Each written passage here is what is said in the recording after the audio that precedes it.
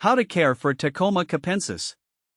Tecoma capensis, synonym of Tecomaria capensis, commonly known as Cape honeysuckle, is a fast-growing flowering shrub native to South Africa. Here's how to care for Tecoma capensis.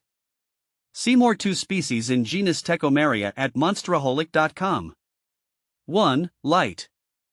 Full sun. Plant Tecoma capensis in a location where it receives full sunlight for most of the day. It can tolerate some shade but prefers direct sunlight for optimal flowering. 2. Temperature. Warmth. Tecoma capensis thrives in warm temperatures between 65 degrees Fahrenheit to 90 degrees Fahrenheit, 18 degrees Celsius to 32 degrees Celsius. It is not frost tolerant and should be protected from temperatures below 40 degrees Fahrenheit, 4 degrees Celsius. 3. Watering.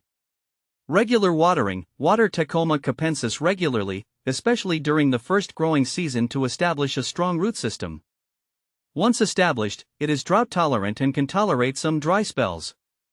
Water deeply when the top inch of soil feels dry to the touch. 4. Soil. Well-draining soil. Plant Tecoma capensis in well-draining soil with a slightly acidic to neutral pH. Amend heavy clay soils with organic matter such as compost or peat moss to improve drainage and soil structure. 5. Fertilizing. Fertilizer application. Feed Tecoma capensis with a balanced, slow-release fertilizer in early spring before new growth begins. Follow the manufacturer's instructions for application rates. Repeat fertilization every 4 to 6 weeks during the growing season.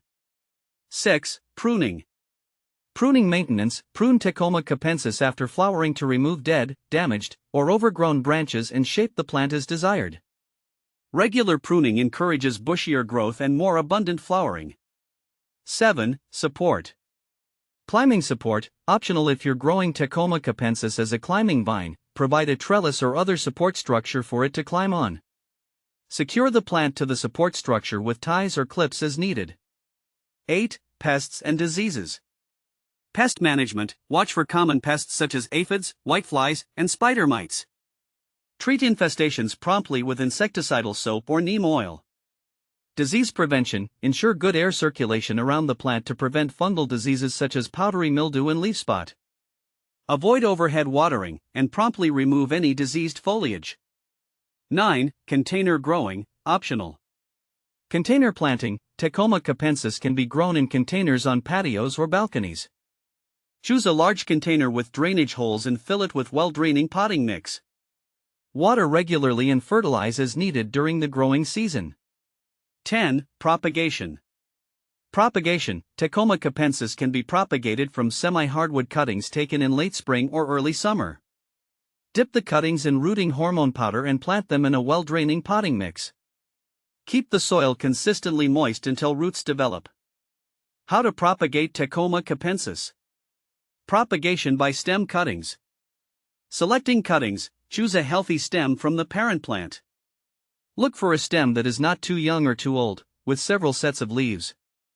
Taking cuttings, use clean, sharp scissors or pruning shears to make a clean cut just below a leaf node on the selected stem. The cutting should be about 4 to 6 inches long, with several sets of leaves attached. Removing lower leaves. Remove the lower leaves from the cutting, leaving only a few sets of leaves at the top.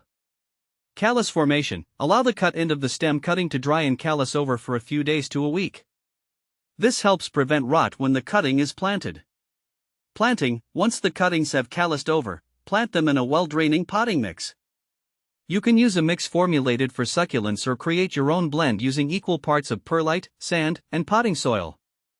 Watering. Water the newly planted cuttings lightly, allowing the soil to become slightly moist but not waterlogged. Avoid overwatering, as this can cause the cuttings to rot. Rooting. Place the planted cuttings in a warm, bright location with indirect sunlight. Rooting usually occurs within a few weeks to a couple of months, depending on environmental conditions. Transplanting. Once the cuttings have developed a healthy root system, you can transplant them into individual pots or into your garden. Choose a location with well-draining soil and partial sunlight. Care. Continue to care for the newly propagated Tecoma capensis as you would for mature plants. Provide them with regular watering, partial sunlight, and occasional fertilization during the growing season. Monitor the propagated plants regularly for signs of stress, pests, or diseases. Provide appropriate care and maintenance as needed to ensure their health and vigor.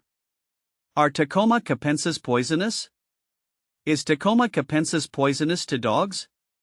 As far as I know, Tecoma capensis is not considered poisonous. This is one of the reasons why I feel comfortable having it in my garden, especially since I have children and pets around. However, it's always wise to practice caution and keep an eye on any plant, especially if you're unsure about its toxicity.